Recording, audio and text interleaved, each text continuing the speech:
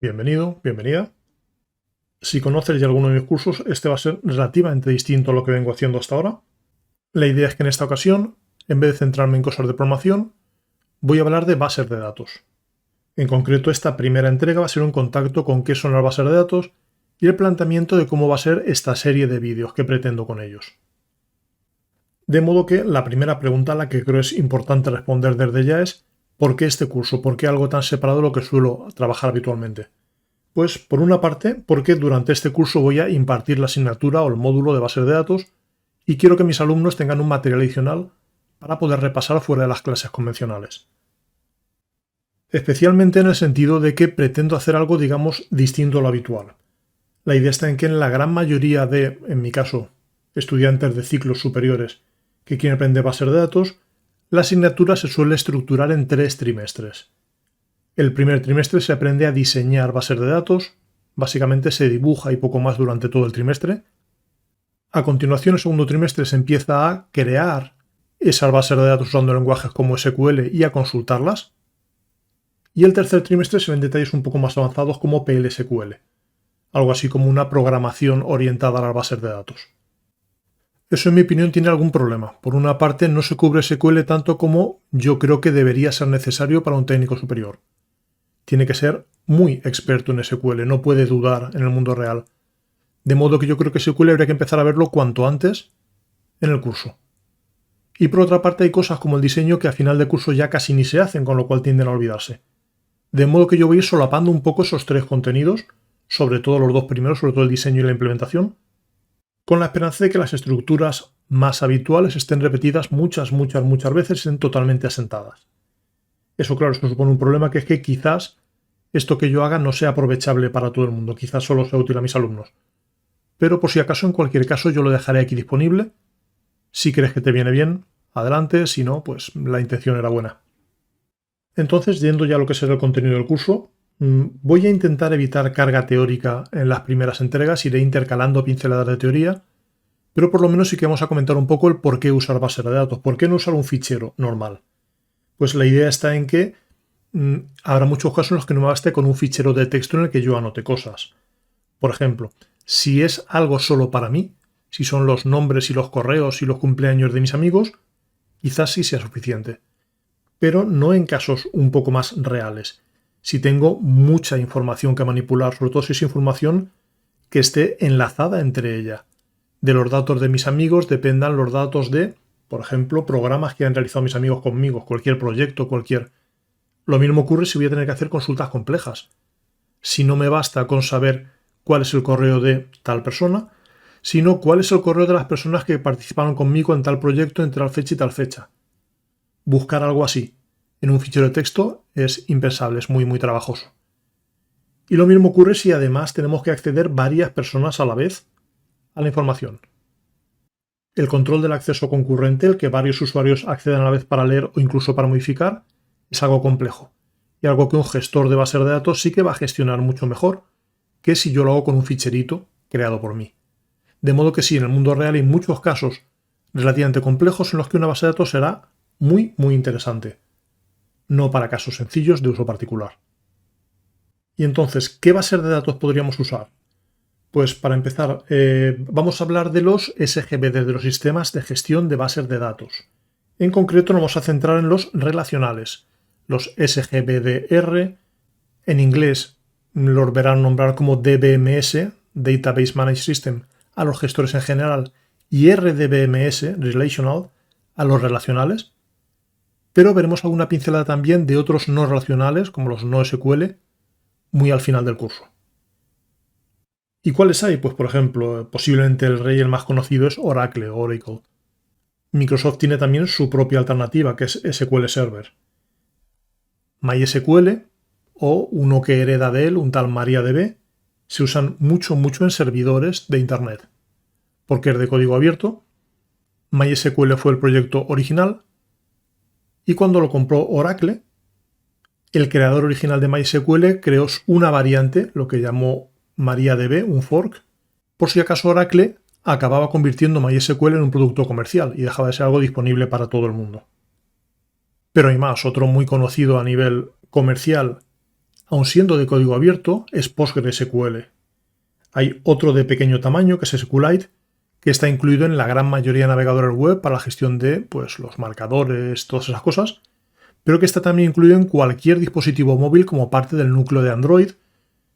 Es una base de datos de pequeño tamaño que está en muchísimos sitios y es con la que empezaremos a jugar nosotros. Y hay todavía más. Por ejemplo, si queremos salir del mundo relacional, una muy conocida últimamente es MongoDB. Es una base de datos no SQL que está muy en auge y de la que daremos ciertas pinceladas al final. Y entonces, ¿qué haremos para crear una base de datos? En nuestro caso, sobre todo una base de datos relacional. Pues se suelen distinguir varios pasos. Por una parte, primero se hace lo que se llama el diseño conceptual. Son detalles que iremos refinando poco a poco más adelante. Pero la idea está en que primero pienso qué información quiero guardar y típicamente la dibujaré. Ahora veremos cómo. De ahí paso a pensar el diseño lógico, el cómo esos dibujos se convertirían a tablas. Y cuando yo tengo esas tablas claras es cuando paso a realmente implementarlo, lo que se llama el diseño físico. Es decir, lo voy a crear con esta base de datos concreta, con este gestor de bases de datos, usando órdenes de lenguajes como SQL, y empiezo a consultar. De modo que el siguiente paso sería lo que se llama la explotación de la base de datos. Una vez que está creada, trabajar con ella. Y realmente podría haber tareas adicionales como el hecho de automatizar ciertas cosas usando lenguajes avanzados de consulta de base de datos como el PLSQL, o tareas de administración, por ejemplo, crear nuevos usuarios que tengan acceso a solo ciertas partes de la base de datos. Normalmente son detalles que poco a poco iremos perfilando más adelante. E insisto, en un curso habitual, los dos primeros apartados, diseño conceptual y diseño lógico, se le dedica el primer trimestre, al diseño físico y la explotación se le dedica el segundo trimestre, y a los detalles avanzados se le dedica el tercer trimestre. Nosotros vamos a intentar entrelazar un poco los 4 primeros apartados. Y vamos a hacerlo intentando en cada vídeo desarrollar un nuevo ejemplo, cada vez con mayor complejidad. En ocasiones ampliaremos uno existente, muchas veces haremos uno totalmente nuevo. En este caso, por ejemplo, podemos volver a lo que yo decía de crear datos de mis amigos. De modo que como primera etapa, a nivel de diseño conceptual, pensaremos en entidades. Tendré una entidad que representará a mis amigos. Esas entidades, esos bloques de información que queremos guardar, típicamente lo representaremos dentro de un rectángulo con el nombre singular y en mayúsculas. Por ejemplo, en mi caso tendría un rectángulo que contendría la palabra amigo. Eso representa que voy a guardar un bloque de información, una entidad, que tendrá información sobre mis amigos. El segundo paso, o realmente mejor, la segunda parte de este primer paso, es pensar qué detalles me interesan de cada uno de mis amigos. Eso es lo que llamaremos atributos. Y los atributos los indicaremos dentro de elipses que estarán conectadas con la entidad. Por ejemplo, de mis amigos yo puedo en un primer contacto pensar que me interesa guardar el nombre y el email. De modo que tendría mi entidad amigo y conectada a ella en elipses el nombre y el email, el correo electrónico. Aquí falta mucha información y de hecho faltan incluso detalles muy importantes. En la próxima entrega hablaremos de qué son las claves primarias. Nos hará falta algo que nos permita distinguir de forma inequívoca a un amigo de otro. Pero insisto, es un detalle que mejoraremos después. Por ahora, una vez que tengo este diseño conceptual, paso al diseño lógico, al siguiente paso, al pensar esto cómo se guardaría como tablas. Una tabla es algo que va a recordar a la apariencia de una hoja de cálculo o incluso una hoja cuadriculada. De modo que en este caso lo que tendríamos que pensar es en una serie de filas y columnas que tendrían la información de nuestros amigos. Las entidades pasaremos a llamarlas tablas y seguiremos hablando de atributos, en ocasiones hablaremos de columnas, iremos introduciendo cada vez más terminología, pero poco a poco. De modo que yo tendré algo parecido a esto, una estructura en forma de tabla, filas y columnas. En cada fila estarán los datos de uno de mis amigos, es decir, un registro concreto, y en cada columna de esa fila tendré uno de los atributos, uno de los detalles de ese amigo. Y el conjunto, ese bloque de información rectangular, será una tabla, será el equivalente de la entidad. Y esto lo escribiremos con cierta nomenclatura. Típicamente pondremos el nombre de la tabla y entre paréntesis los atributos separados por comas. Es decir, en este caso pondríamos amigo y entre paréntesis nombre, coma, email. Insisto, faltan muchos detalles. No solo el hecho de que haya más campos, más información sobre cada uno de mis amigos, sino el detalle, insisto, importantísimo que veremos pronto de que me hace falta algo que distinga a un amigo de otro, una clave. Pero aun sabiendo que esto está incompleto, el siguiente paso sería crear ya de forma física, ya con una base de datos real, este sistema de información.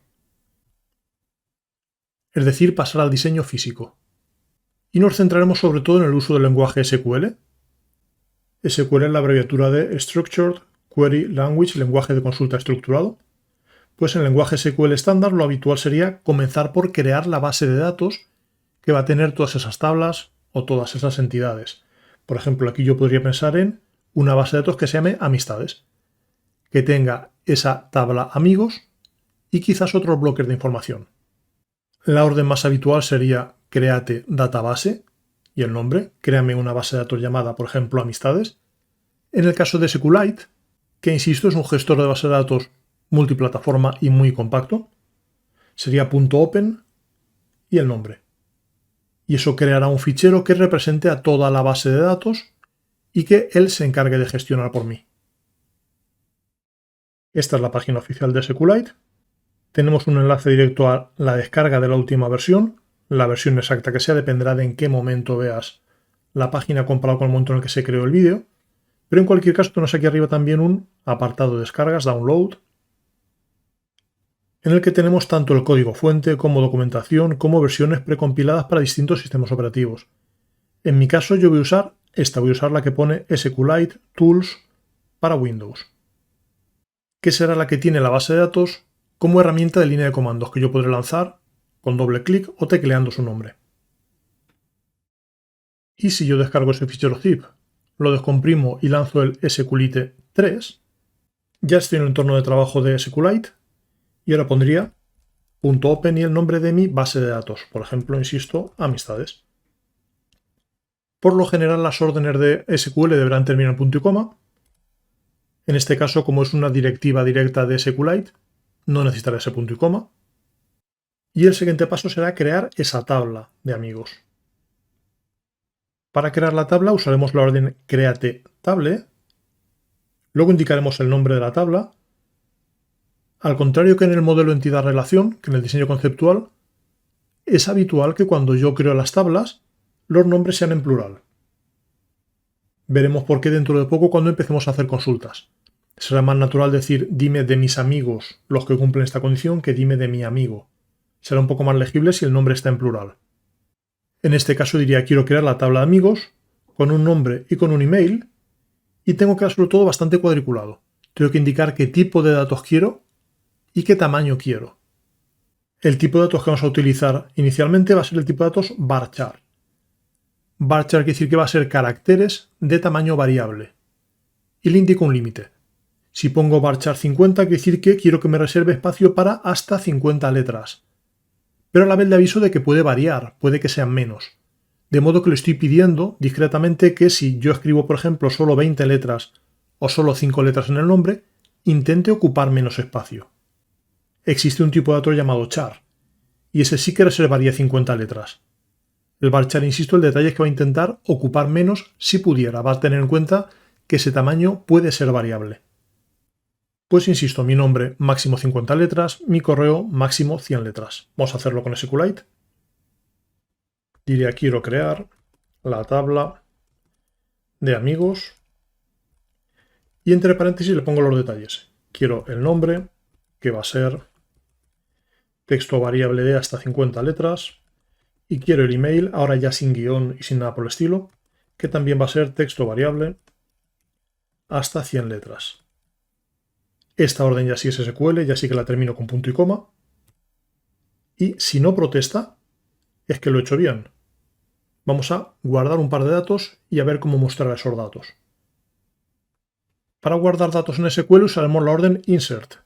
Pondremos insert into, es decir, quiero insertar dentro de el nombre de mi tabla, en este caso amigos, y habrá un par de formatos que normalmente iremos poco a poco desgranando y detallando más. Pero como primera idea sencilla puedo poner values, abro paréntesis y pongo el valor de cada uno de los campos en el mismo orden en el que los había definido. En mi caso, primero el nombre, luego el correo electrónico. Lo mismo con todos los datos que yo quiera ir añadiendo. Vamos a hacerlo. Quiero insertar en mis amigos. Te voy a indicar los valores. y el nombre del primero va a ser Juan y su correo electrónico va a ser juan @ por ejemplo sucorreo.com. Nuevamente pulso intro, si no me dice nada es que ha ido bien. Si hubiera tecleado algo mal, me regañaría. Para meter otro dato puedo pulsar la flecha hacia arriba, me repite la última orden y yo la modifico. Digo, ahora quiero guardar a José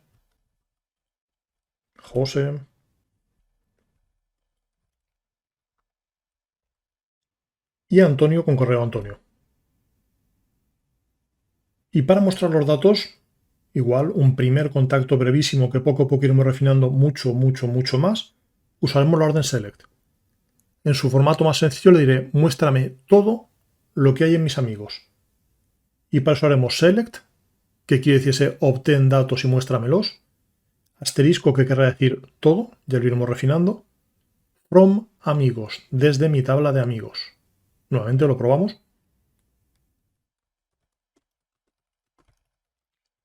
Como siempre termino en punto y coma. Y aquí tengo Juan, una barra vertical para indicarme que ahora viene otro campo distinto.